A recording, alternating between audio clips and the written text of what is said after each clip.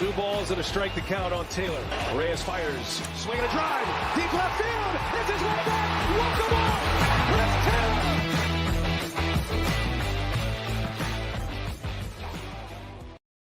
What's up, everybody? Welcome into DodgerHeads Live, presented by DodgerBlue.com. My name is Jeff Spiegel, joined tonight by Justin Lorber. Special Sunday night live edition. Justin is here. We're talking MLB Draft. Justin, I know this is a day that, as a prospect guy, as somebody who follows the game in this area, this is an exciting day. So has MLB Draft night thus far lived up to the hype and the expectations for you? I think so. Definitely some unexpected picks. Kumar Rocker at number 3 overall, probably chief among them, going 7 spots higher than he did last year. And the Rangers probably get him for an underslot pick. They don't have a second or third round pick after signing Corey Seager and Marcus Semien, so they'll save some money, potentially go get a high school arm or bat who falls in the start of the 4th round. But yeah, I think some good picks. Not really a ton of why did they do that? Unfortunately, some of the good picks were by our divisional foes. I love the Padres pick, Dylan Lesko, maybe the top arm in the draft. If he doesn't have Tommy John this spring, potentially a top 10 arm. Even with that, he still goes 15. He's the first prep arm off the board. Just a ton of arm talent there. And yeah, that's a good pick. Good for them, but also I'm kind of annoyed. Yeah, I hear you. Well, we're going to get into some MLB Draft recap stuff, but the picks are actually coming in pretty quickly. I've got a stream over here, Justin. You'll see us looking to the side. The Padres are making their selection at number 39, and then the Dodgers will be on the clock. They'll have a couple minutes, so we'll react live to that. Then we'll talk some Juan Soto stuff, a little bit of futures games, get some more MLB Draft stuff. So Robbie Snelling, left-handed pitcher out of a high school pitcher, it looks like is the Padres pick at 39. And so the Dodgers are up. So Justin, let me just cut to the chase here. We've got a couple minutes, we think, before the Dodgers are going to pick. Looks like not even a minute. Who are some names that you like at this pick for the Dodgers? So there's a ton of smoke around junior college right-hander Jacob Misiorowski. He was mentioned by MLB's Jim Callis, ESPN's Kylie McDaniel. Both of them mentioned as possible connections. I think the Athletics' Keith Law did so as well. He fits a lot of what they like. He's a big 6'7" right-hander with an upper 90s fastball into the triple digits, harder mid 80s to upper 80s slider. It's a ton of spin. It's a low release. LSU commit, so maybe some signability questions there, but I think if you take him this high, he's definitely signable. Blade Tidwell, who may have been the first pitcher taken in the draft if he had been healthy all year. He had a shoulder issue. He's a Tennessee starter. He has fallen, so he is available. I think, he was a guy who I think even a couple weeks ago was going mocks in the mid-first round. Wow. Now we're into the 2nd round. The Dodgers pick is technically in the 2nd round. So he is available. He's someone who I could see. I'm a big Judd Fabian fan. I was last year, he was the pick at number 40 overall. So it'd be really funny if he went back to school and then was the exact same pick. He didn't sign with the Red Sox last year. So he's a guy that I've liked for a while. Those are probably my top 3 available. But a ton of names, a ton of options. So we'll see. It looks like It says the pick is in. We've got somebody coming up to the podium. We don't know whose stream is ahead of whose, but the Dodgers are about to make their pick. As you said, it's their first pick in the draft, but because of some signings that they've made, it's the first pick in the 2nd round. So their first pick moved back 10 spots. So Steve Sachs is up at the podium now making the pick. Dodgers selection, MLB TV. Who do they got? The moment of truth, the awkward waiting moment. It is Dalton Rushing. Dalton Rushing, catcher out of Louisville. Okay, yep. So we've struck gold in the past with catchers out of Louisville. Will Smith famously there. Obviously the MLB draft is fascinating because it's not like the NFL draft where everybody kind of knows the 45 guys who are going to be somewhere in the first 30 picks. MLB draft can come out of anywhere. So is this somebody that you're familiar with, that you know much about, Justin? Yeah, he's someone who came on, I think, just the entire season and especially late in the season. He sat behind Henry Davis, who was the number 1 overall pick last year, for a couple years. So he wasn't really a big name entering the season. Had a really good year, showed off a lot of power. The exit velos are good. Very, very patient hitter. A guy who will take a lot of walks. He doesn't chase a lot. So I think if you're looking at kind of the Dodgers mold of a guy who, hits for power, will take his walks, won't chase a ton out of the zone, will make pitchers work. This is a guy who really fits into that offensive mold. Defensively, he's probably not going to win a Gold Glove at catcher. I think, if robo-umps are coming, he's a guy who can stay back there, but maybe he sees some time at first base.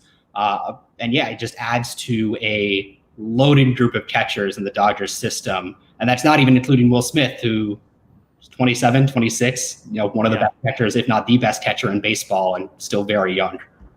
Yeah, it's fat. I mean, MLB.com had him as the number 50 overall prospect. So you're taking him at number 40. And, with the Dodgers, they're in a unique position, and you can sort of fill in the gaps here. But only having their first pick at number 40, I believe you said, is this their only pick in the top 100?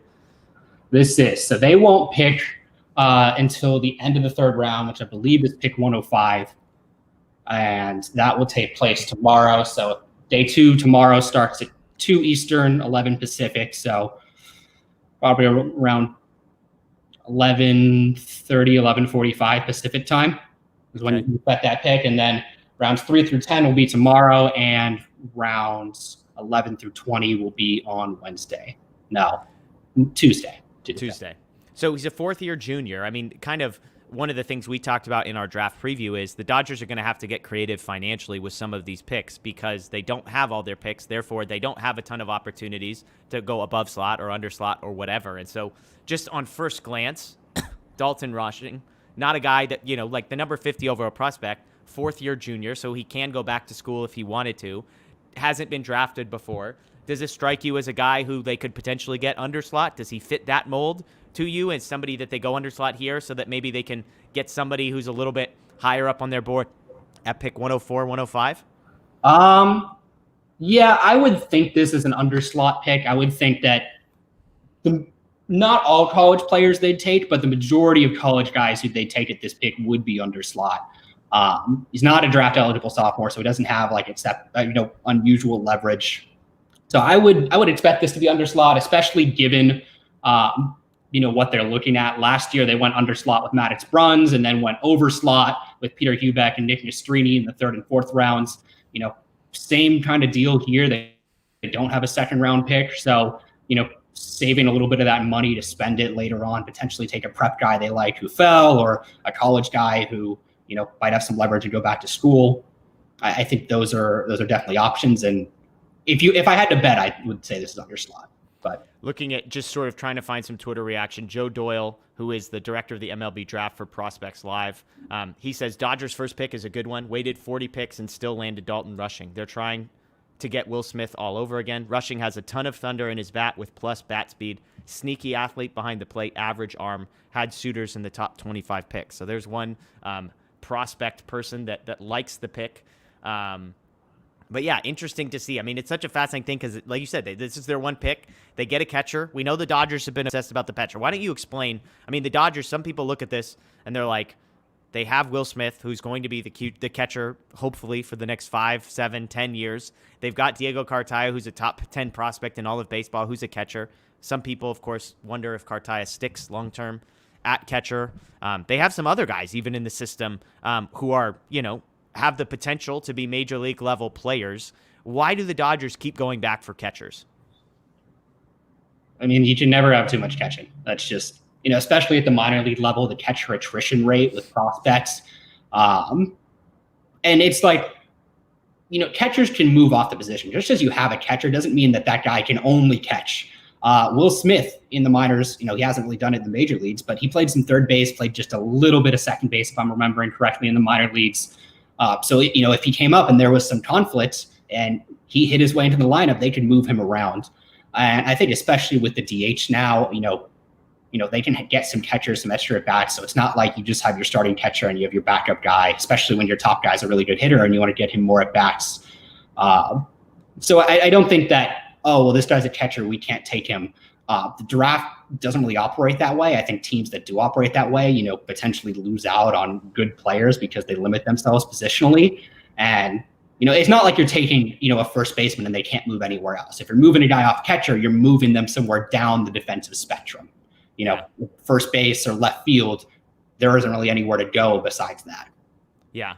Yeah, and keep in mind, the nice thing, just again, I know nothing about Dalton Rushing other than what I've seen and what I've heard. But if the bat is the skill that is the carrying skill that will move him forward, that's what you want to hear, because that gives him the flexibility then to move to first base or to move to left field or somewhere else. If the plus skill that he had was defensive, it might cause a little bit more challenge long term as far as how you fit in next to a Will Smith or next to Diego Cartaya, those types of players. Keibert Ruiz is still in my mind. He's still in my mind. It's like we did all the talks about what are the Dodgers going to do with Keibert Ruiz and Will Smith. Well, they solved that problem by shipping one guy out. But, I mean, we're all imagining Diego Cartaya and Will Smith as a quote-unquote problem long-term for the Dodgers, having to fit these two guys together. But there are some. Carson Taylor's another catcher, I believe, in the Dodgers system who was a recent draft pick. So am I wrong? Like, am I remembering correctly that it's not like those are the only two catchers? They've got some other guys who, aren't going to be future all-stars necessarily, but who have some potential to contribute at the major league level at that position. Is that fair?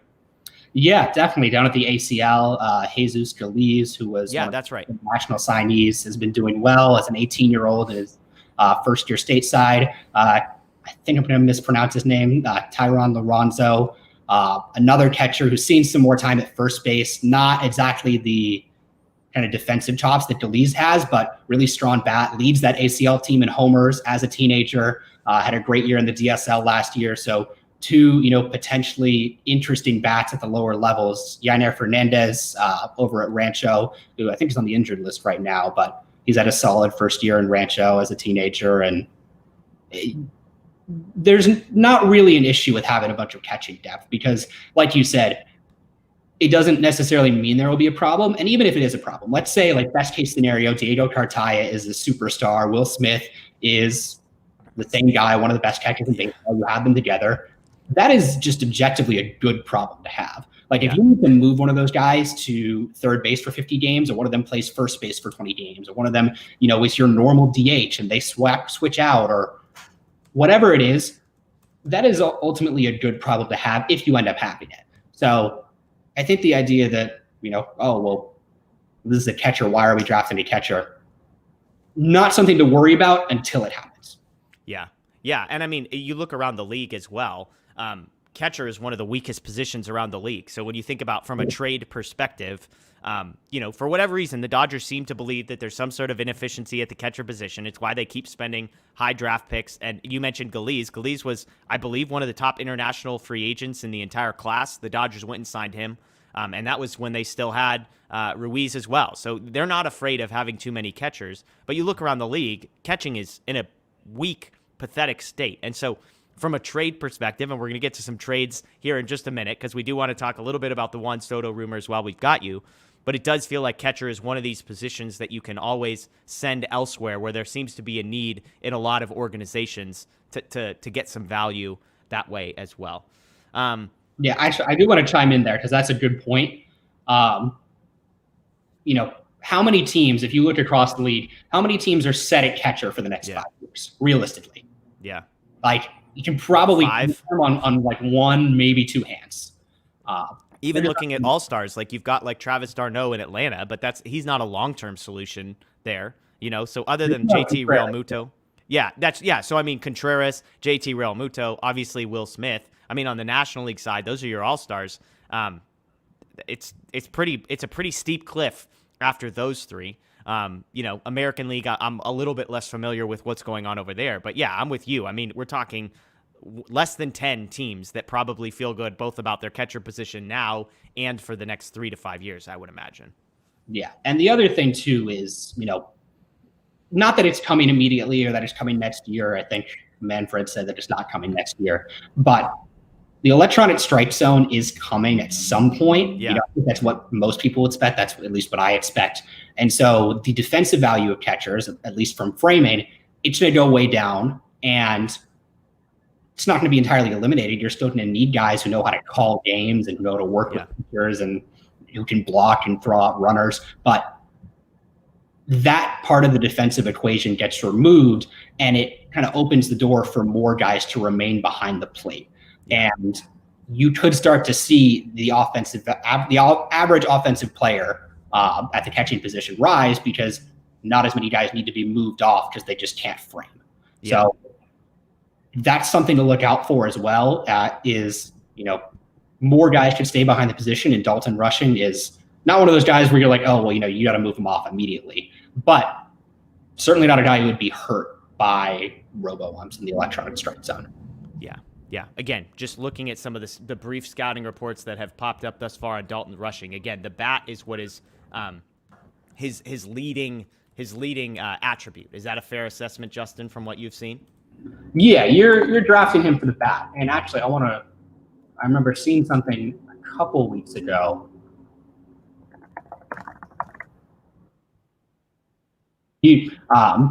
While I'm trying to find this, here we go. So this is from Tyrion711 on Twitter. And he posted just blind numbers of Henry Davis, who was the number 1 overall pick last year by the Pirates, and Dalton Rushing.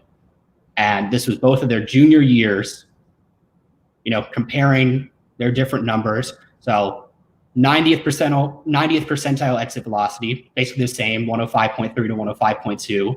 Rushing has a higher max exit velocity at 111 to 110. Slightly lower standard deviation of launch angle, which is what some people have used as like a metric approximation for a hit tool. It's what's the deviation of your launch angle? Are you all over the place, or are you more consistent? The lower it is, the better it is. If you look at the leaderboards there, it's not exact, but there are a lot of really good hitters at the top of that list. Freddie Freeman is one of them, who has traditionally had a really low standard deviation of his launch angle. Some other stuff there. Zone whiff percentage was below Davis. Hard hit rate not as high. Average exit velocity not as high. But he did hit more home runs than Davis. I think he hit 23 home runs this year. Yeah. So the power is legitimate. The max exit velocity at 111, that's very legit. That's definite plus power.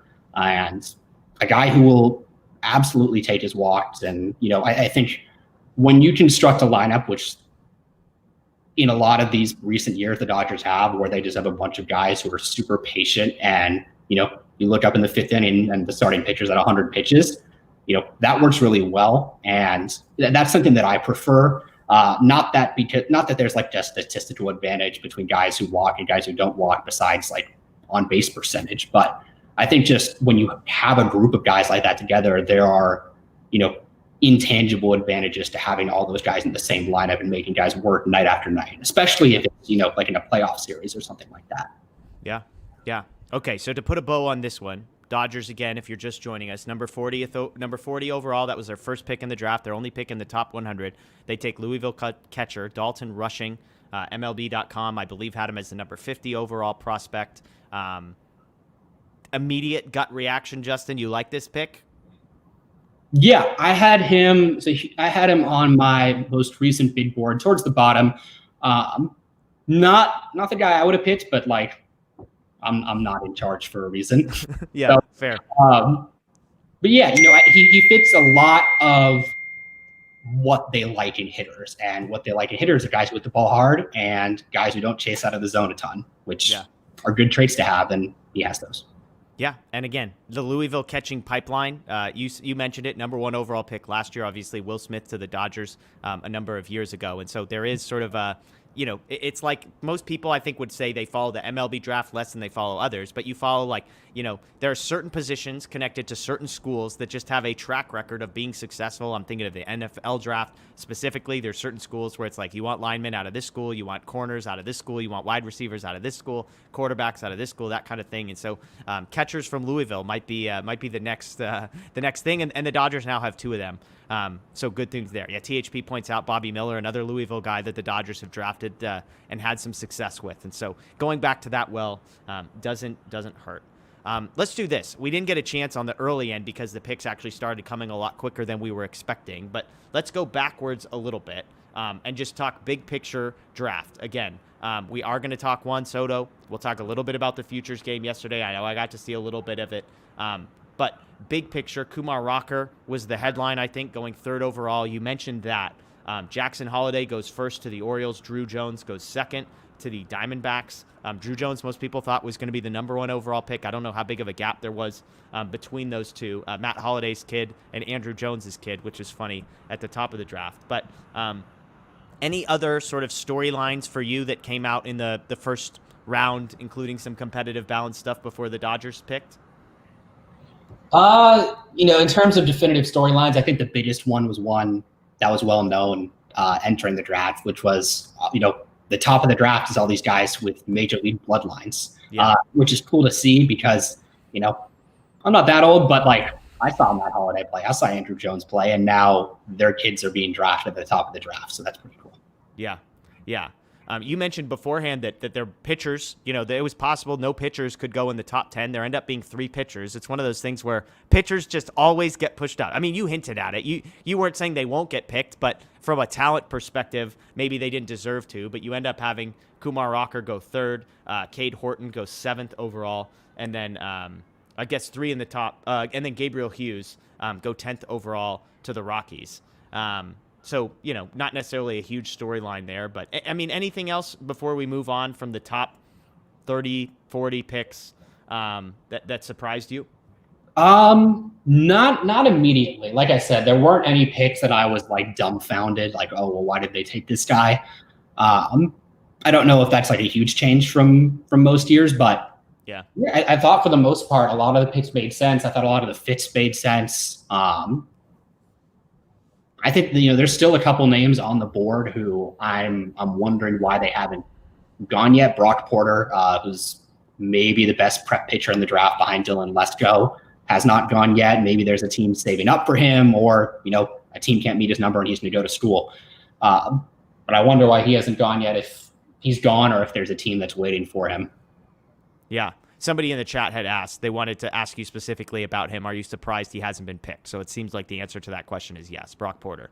On talent, yes, but with prep pitchers, it's always a mystery. It's always, is someone going to meet their number? And look, like someone still could. I think it was either 2019 or 2020. Matt Allen was considered maybe the top prep pitcher in the draft, and he lasted until the 3rd round, and the Mets were able to find enough money to meet his number. So yeah, not impossible. He could last for another 30 or so picks, and someone might be able to get him his money.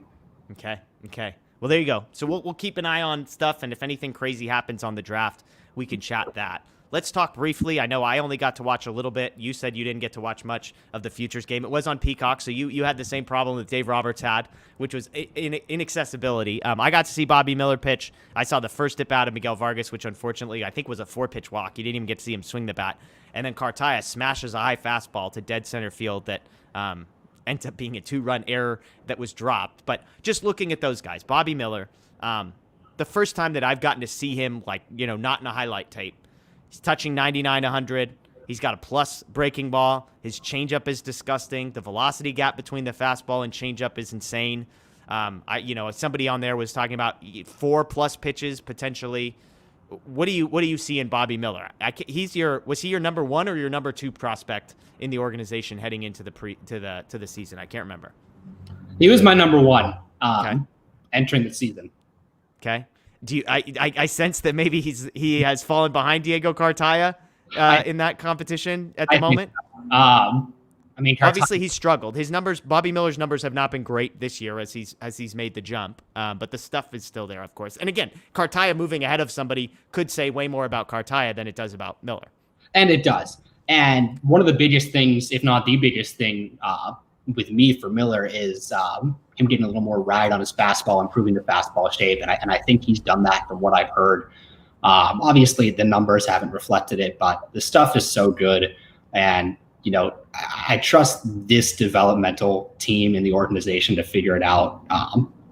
He's just too good. I think this stuff is unreal, and there just aren't that many guys, not just in the minor leagues, but in baseball with his combination of stuff and velocity and movement. So yeah, super exciting guy. I would expect to see maybe him get to AAA by the end of the year. I know some people have asked, can he be, shifted to relief? And sure, he could. I don't think he would. I think if you were doing like a reliever rankings, a guy like Ryan Pepio, who's already on the 40-man, who, can come in for an inning and just, fire fastball, changeup. And a guy who's already shown that, he's good enough to overcome AAA and probably would be in the big leagues on some other teams. Yeah. Yeah, it just seems like, I mean, even just watching, he strikes out the side, but he also had a wild pitch that bounced off of Cartaya's shin guard, goes straight up in the air, ends up giving up a run as a result of it. And so it was sort of you saw the high end, he strikes out the side, I believe on 3 separate pitches. I believe he got one with the changeup, one with the breaking ball, and one with the fastball. I could be wrong about that. So you sort of saw, maybe there's just a couple of things that need to be tightened up. The other guy, Diego Cartaya, as I said, first at bat, smashes one into center field. I think 104 miles an hour was the exit velocity. Somehow didn't get out. I'm not positive how it didn't get out. People rave about the hit tool, and then you see him in a game like that. He's massive. He absolutely smashes a high fastball from one of the best prospects in baseball. You mentioned probably your number one prospect in the organization. I believe it was ESPN, or maybe it was Keith Law. I can't remember. One publication said this guy has number one overall prospect type potential. So talk to me a little bit about Diego Cartaya. He does. I mean, we talked a little bit about, what's expected from catchers offensively, and, maybe that changes a little bit, but he has rare offensive potential for a catcher. He hits the crap out of the ball. Yeah. The Futures game showed that, and really, really good power. I think from what I've read, people are really impressed with his maturity for how young he is. He is really into, learning about the data so he can prepare his pitchers and call better games. He's only 20 years old. Yeah. That's the other thing too. That makes it really exciting. I mean, are we thinking 2 years away for a guy like Cartaya? You mentioned he's young and he's still playing at a very low level, but when you see him in the Futures game, take a high fastball from one of the better pitching prospects in baseball to dead center, you start to dream a little bit. Like, is 2024 ETA? Is that kind of what you're thinking, or could he make a dent as early as 2023? I think that's fair. I think 2024 is fair, especially now with the DH. And you're seeing some of it now with the Mets and Francisco Alvarez. But they have their own catching issues, but it's also like, this guy's good enough to come up and be a DH in the major leagues. And if you're at the point where Diego Cartaya is tearing up AAA, in 2024, and maybe you're not like super confident in him handling major league pitchers yet, or, in, September or a playoff series, but you want to let him hit, you can put him in a DH spot. And I think that's the other advantage of the DH now in the National League is a guy like Cartaya, especially, a young catcher, if he's going to hit, they'll find a spot for him. Yeah. Okay, the last guy in the game was Miguel Vargas. He was hitting fifth, I believe, playing second base. There was a comment on the broadcast that Vargas would probably be in the major leagues in most organizations other than the Dodgers. I know positionally it feels like there's versatility. I can't entirely tell if that's because they're trying to fit him into places where there might be a short-term need, or if that's because he hasn't really fit at third base or second base or left field quite yet. So give me your take on Miguel Vargas. Obviously, this is a guy that, of the three we're talking about, probably the greatest likelihood of making an impact this year. Yeah, definitely. And I mean, he just hits. He's hit at every single minor league stop. And he had like a semi-rough 2-week stretch at AAA last month, and then he started hitting again. Like, the dude just hits.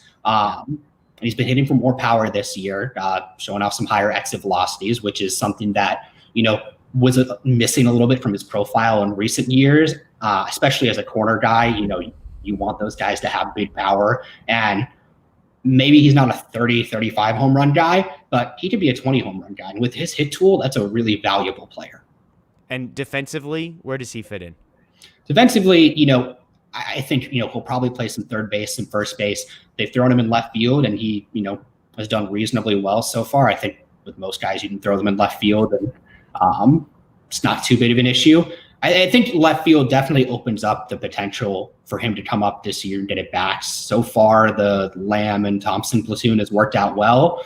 Yeah. But if that doesn't, at least in the organization, he seems like the next guy up, either him or Michael Busch. Michael Busch played left field. He did so in college, but not a ton in the pros. A couple starts there this year. One of those guys seems like the next guy up if they really need someone. Yeah, and I mean, would you feel good about either of those guys coming up and being able to produce? I mean, because honestly, Trayce Thompson didn't exactly have a track record that made me believe that he would be able to do this, and still leaves me questioning whether or not it's sustainable. I feel better about Jake Lamb because we've seen him do it at this level, even if it was a while ago. He hit in the minor leagues, he hit in spring training. So maybe I'm wrong on that, but I feel decent about Jake Lamb being able to sustain, I'm not saying an OPS over 1,000, but to be a competent bench bat. Michael Busch, Miguel Vargas, I mean, if those guys, if that was, we're coming up on the trade deadline, in just a few weeks. If Miguel Vargas and Michael Busch were the backup plan to Trace Thompson, Jake Lamb, Edwin Rios, etc., do you feel okay about that this year on a team that's trying to win the World Series? That's a good question. And I'd like to say yes, but honestly, I don't know. And I think that when you have the kind of aspirations the Dodgers do, and with the way the rental market has been the last couple of years, it's not going to cost a whole lot to go get a rental bench bat. We saw the Braves do it last year. They rebuilt their whole outfield at the trade deadline and then won the World Series because Eddie Rosario turned into prime Barry Bonds in the playoffs, as did Jorge Soler and Jock Peterson. Like they rebuilt their outfield and it worked phenomenally well. And I'm not saying, every team to do that or that it's repeatable, but they really didn't give up a whole lot to do that. So rental bench bats, the whole rental market is not expensive. Yeah. And especially like rental bench bats, those guys you can get for cheap, like a Brandon Drury or a Tommy Pham, to name a couple. So like if you're not comfortable with the state of the bench, I think you probably need to go get a guy. I don't think you want to have to depend on those prospects. If they can come up and they can hit for you, great. If they force their way in, fantastic. But I don't think you want to have to count on them, playing a big role when you haven't yet seen them in the major leagues. Yeah, it's fair. All right, let's get to the question that I know a lot of people are asking, that you and I have texted about. Juan Soto. Again, we're keeping an eye on the draft. The Dodgers aren't going to be picking, but if there's a name that jumps off the board at us, we'll make a comment here. But Juan Soto, the report comes out that the Nationals offered him a massive deal, 15 years, $420 million, I believe was the number. He turned it down. That would have been buying out his last 2 years of arbitration and then 13 years of free agency as well. As a result, that was reportedly the third offer that they had made. He rejected all of them. And so now Ken Rosenthal was the first to report that the Nationals are officially entertaining the idea of trading Juan Soto. This is a Dodgers show, so of course we are immediately going to jump to the conclusion of, are the Dodgers interested? We assume the answer to that question is yes. Do the Dodgers have the capital to go and get him? We believe the answer to that question is yes. So then it just comes down to, is the price going to be too high? We're talking about a guy in Juan Soto who's probably one of the three best players in baseball right now, who has not even hit his prime. As I pointed out on Twitter, he's not a guy that relies on his speed. He's not a guy that relies on all of these things that you sort of worry about 10 years from now. With the DH, you basically look at Juan Soto and say, you could feel as confident in a guy being successful for the next 10 to 15 years with Soto as I think you could with pretty much any player I've seen in baseball for the last 10 to 15 years. The Trey Turners of the world, where he's dependent on speed, that scares me a little bit. Even Mike Trout, high dependence upon athleticism. Shohei Ohtani has the pitcher. Pitchers always scare me. I would never make a 15-year commitment to a pitcher. I don't think Juan Soto is about as safe as that. So we'll start with the easy question, Justin, which is on a scale of 1 to 10, 10 being very interested. How interested are you in Juan Soto? And then we can get into what the cost might be. So how interested are you in Juan Soto and why? 10 out of 10. Immediate. Yeah. If Juan Soto is available, and I know they're going to explore trading him, but we can get into this. I think the likelihood that they're actually going to trade him is low, at least for now. Because the price is it's going to be astronomical. It's going to be insane. Like Jeff Passan put out, he put out that mock trade using baseball trade values.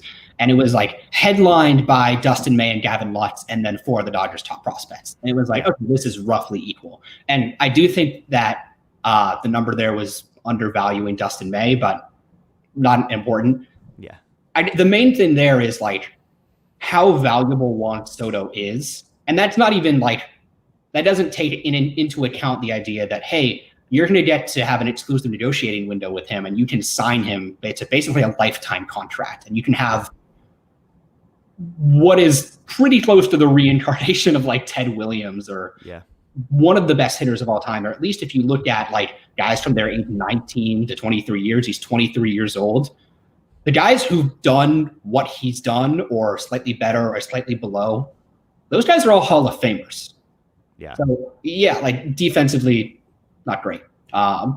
Doesn't matter. Like from a hitting perspective, this guy is on a Hall of Fame track and he's 23 years old and he hasn't hit like it this year, but he might be the best hitter in baseball. Yeah. Yeah. I mean, does the concern that I think if you told me I was going to get to sign Juan Soto for the 15-year contract type range, that's one thing. Juan Soto represented by Scott Boras. As we're about to talk some prospects and names and how crazy am I? How concerned are you about the possibility that you would be trading all of this for a guy and a Scott Boras client who's not interested in re-signing until he can get to free agency and test the market? I think it's a worry, but I think the other thing is, and $440 million it's a fake amount of money. It's not like that is not real to 99.99% of people. That money is just not real. And now, granted, he has a right to reject that because 15 years at $440 million, that's less than $30 million a year. Yeah, I think I don't know who tweeted it out, but by AAV standards, it's 20th in baseball. Yeah, he deserves more than that. Yeah. Like, I mean, to be fair, he's basically taking the next 2 years where he'll probably get paid somewhere in the ballpark of $30 million total. And so if you do the AAV of the next, $410 million over 13 years, it's a little bit better, but your point remains the same. Yeah, and especially, you look 5 years out, 10 years out, as franchise values continue to rise and the luxury tax will go up. The AAVs are going to rise. So if he's 28 and he's making $29.3 million a year, like it made sense why he would reject that. So I think there are better offers to be made. I don't think it's like, oh, well, the Nationals gave him everything and he still said no. I don't think that's what's going on here. And also, the Nationals aren't really in a position to compete right now, or at least for the next couple of years. They have some pieces and, they're in a relatively big market, but we don't know who the new owners are going to be. The new owners come in and decide, we're fine running like a $120 million payroll and we're going to act like a big market team. The learners, the current owners, the guys who are going to sell, they've acted like a big market team. They signed Steven Strasburg to a big deal. They signed Patrick Corbin. They signed Max Scherzer. Like they've spent money to make the team better. You don't know if the new owners will do that. Yeah. The farm system isn't exactly robust. So if I'm Juan Soto, you look at that offer and it's like, well, I don't think that's what I'm worth. And this team isn't really in a position to compete. He won a World Series, I don't know if it was before he was 21, maybe before you could drink. I would have to look up his exact age. Yeah, it would have to have been because if he's 23 now, that was, 2019, right? Was that the year they won or was it 2018? Yeah, it was. So, yeah. So if you've had that kind of success, it's almost like I get why he doesn't want to stay there. Yeah, and they're the worst team in baseball right now. They have the worst record in all of Major League Baseball, despite the fact that they have Juan Soto. So that's the piece. Now, the question for the Dodgers becomes, there's a couple different ways to approach it. One way that has been rumored is that the Nationals would be using, part of this would be to unload some bad contracts. They have two bad, almost seems like an understatement. One is Patrick Corbin, who is due about $60 million over the next 2 years. And then Steven Strasburg. I haven't even looked up his contract. I don't need to. It's a terrible, terrible contract. Obviously, they would want to be getting rid of one, if not both of those. And while you'd like to think that's going to reduce the prospect cost, it's still not going to make it a prospect haul that is easy to stomach. So let me ask it to you this way to start, Justin. Is there anybody in the Dodgers system, and I'm talking minor leagues only, so not the major league team to start. Is there anybody in the minor league system that would be untouchable for you in a Juan Soto trade? No. Okay. No. Is there anybody at the major league level that would be untouchable? Like Mookie Betts, probably. Will Smith? Well, yeah, there are certain players like Mookie and Will Smith, and it's like you're not going to trade them because you're not going to you might have to detract from the major league team because there are teams who can offer like young major league stars if they really wanted to. Like the Rays should offer like a couple of young major league stars like Randy Arozarena and Shane Baz. If the Mariners really wanted into it, they could offer Julio Rodriguez. So you might need to offer major league talent, but like selling from your major league core, I just don't see it. I don't see it happening. Yeah. But from the minor league perspective, there really shouldn't be anyone who's off limits if you're getting Juan Soto. Like if you're declaring guys off limits for Juan Soto, you're not going to get him. Yeah.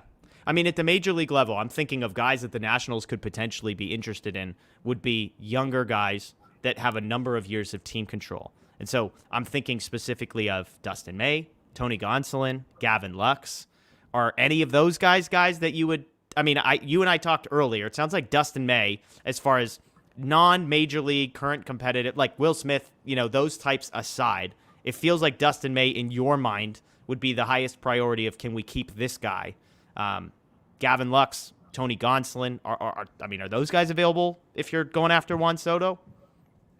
Well, yeah. I think if the Nationals call and say, we want Tony Gonsolin to headline our Juan Soto package to send him to LA, you're like, okay, sure. What else do you want? Same thing with Gavin Lux. And, ultimately, like if they said, we need Dustin May to be the headliner, it's a really hard thing to turn down because there just aren't opportunities to trade for guys like Juan Soto who are among the best hitters in baseball at age 23 on a Hall of Fame career path. You just don't get the opportunity to trade for guys like that. It just doesn't come around. Like this is when the Dodgers traded for Mookie Betts. Mookie Betts is, a top whatever player in baseball, top 10. That can be debated, but you don't get the opportunity to trade for guys like that so often and to make them, part of the franchise cornerstone, like a core part of the franchise for a decade. So when you get it, you take it. And the Dodgers did that with Mookie Betts. That's what they did. Yeah.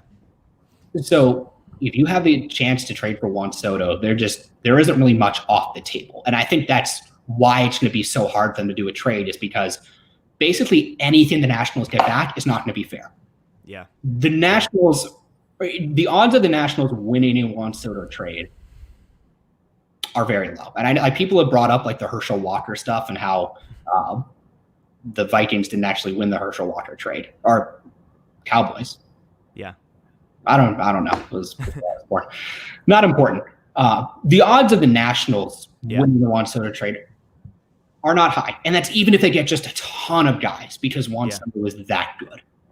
Yeah. So, and I think that makes it hard because you have to get a team that is willing to give up so much. You have to find a team that has enough to even make that trade worth talking about. And there are a limited number of teams who can do that. That team has to be willing and able to sign Juan Soto to that long-term extension that pays him what he's worth, takes out some teams like maybe the Rays, even though I think the Rays would probably pay up for him if that's what it took. And then you have to get a team who's willing to give up that much. And you have to get the Nationals who are willing to take it and not wait and see, because they might get the same package over the winter. Yeah. I know it's like 3 pennant races versus 2 pennant races. They could get easily the same package over the winter, or they could get a near as expensive package next summer. And, the other factor is, which has been discussed, but not a ton, is the Nationals it looks like they're selling the team. The owners are selling the team. What happens if you trade off your, franchise cornerstone right before selling the team? Not just to franchise values, but the new owners come in and it's like, what do you do there? Yeah. Yeah. Just to clean it up real quick, Strasburg has 4 years and $140 million left, $35 million a year this year, all the way through 2026. There is some deferred money. $80 million is deferred towards the end of that deal, but big yikes there. So let me ask you one more question on this front. I'll just include May, Lux, and Gonsolin. And then it's safe to say, I believe, that the top 7 prospects in the Dodgers farm system is kind of where I don't want to say hit a ledge, but they've got 7 guys that have been featured in various top 100 lists. Miller, Cartaya, no particular order, Pepio, Vargas, Pages, who am I missing? Bush and Stone. Okay? So 7 guys there, plus the 3 major league guys that I just mentioned, Lux, Gonsolin, May. guys who have incredible amounts of team control, have proven some level of success at the major leagues. Is there a number of those 10 guys where you say no, that the answer goes from yes to no? 6 of those guys, are you saying yes?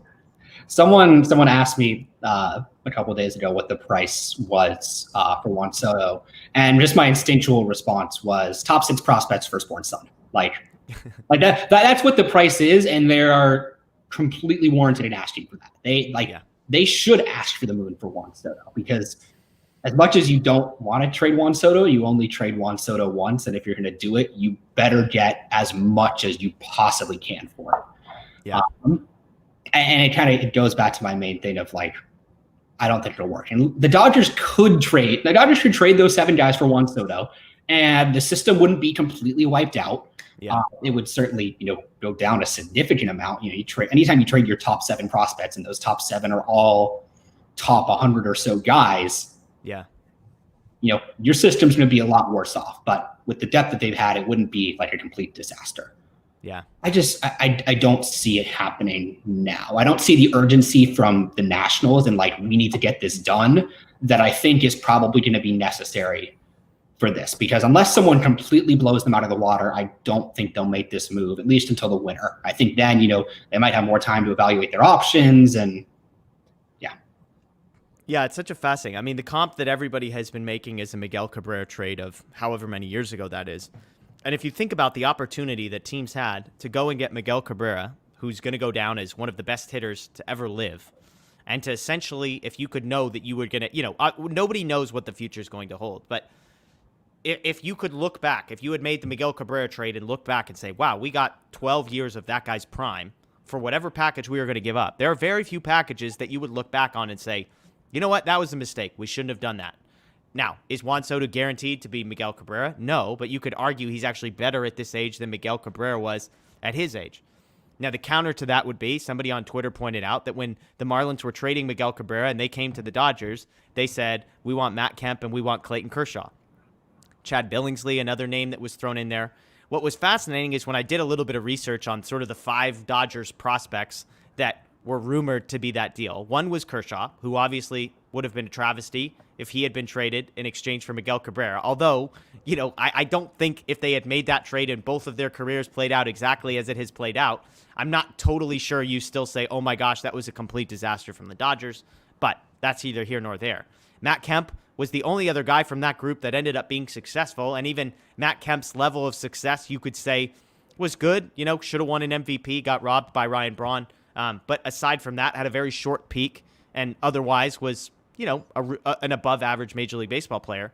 The rest of the guys that were mentioned, Andy LaRoche, Chad Billingsley, were guys that went to have substantial Major League careers. And I believe I even read that deal that was made.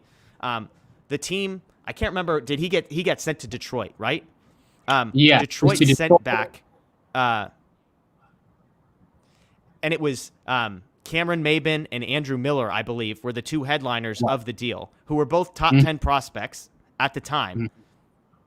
Neither of those guys ended up having careers that they looked back and said, I can't believe we gave it up. So it's just a reminder to say that just because a guy's on a prospect list does not mean he's a sure thing. As good as Bobby Miller looks, as good as Diego Cartaya looks, even as good as Dustin May has looked at the Major League level in brief stints, it's never a sure thing. It's never a slam dunk. And I don't say that as if to go down the list of let's trade everybody then and who cares? Prospects are worthless.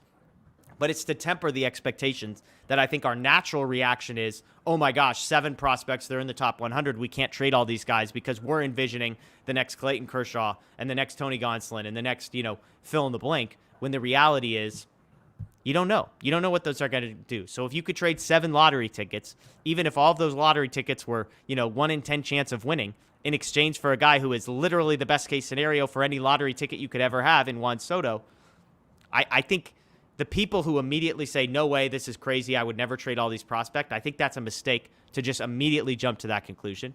In the same way that I think it's a mistake to say, oh, just who cares? 10? You want 10 guys? Take all 10 of them.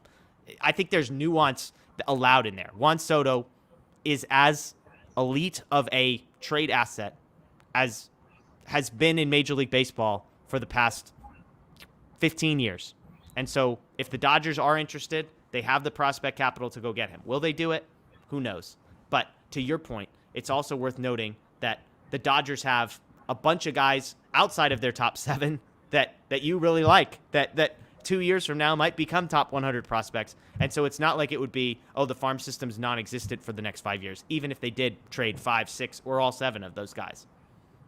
Yeah, that's exactly it. And I think something that maybe, and again, not to compare the Manny Machado trade, because Manny Machado was a rental and Juan Soto is 23 years old and has 2.5 years left before free agency. But one of the reasons the Dodgers, I think, made out pretty well in that trade is because they were able to use their depth and trade with the Orioles, who at that point, they have a great farm system now, not a good farm system. Like, it wasn't good at like the top level, and it was very shallow. They were able to use some of their depth and trade, they traded 5 guys and really only one of their top 10 guys in that trade to get Machado. Nationals don't have a super deep system, so you might say, well, they could use their depth again, but again, very different in terms of who you're trading for, because it's literally Juan Soto. Yeah. It'll be fascinating to see how it plays out. Again, Strasburg contract, 4 years, $140 million after this. Corbin, 2 years, $59 million after this year. So both of those guys, one or both, could be involved, in which case you're taking on some bad contracts.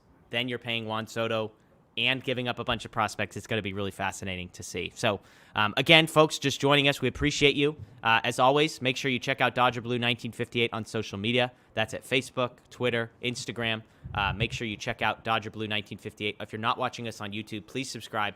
Please ring the notification bell. That goes a long way for us. And hey, if you're a podcast person, either listening to this live or listening to this afterwards, please follow us, subscribe wherever you get that, Apple, Google, Spotify. We greatly appreciate it. Just search for DodgerHeads. You'll find us there. That's Justin Lorber. He's our prospect guy, loves the draft, loves prospects. So, Justin, we appreciate you coming on. I think the plan is for us to chat again in a couple of days once the Dodgers make some more draft picks here. So we'll be getting on that. But, again, Dodgers make one pick today. Dalton Rushing, catcher out of Louisville, is the pick. So we like it so far. A hitting catcher can never have too many catchers. So, Justin, thanks again for your time tonight.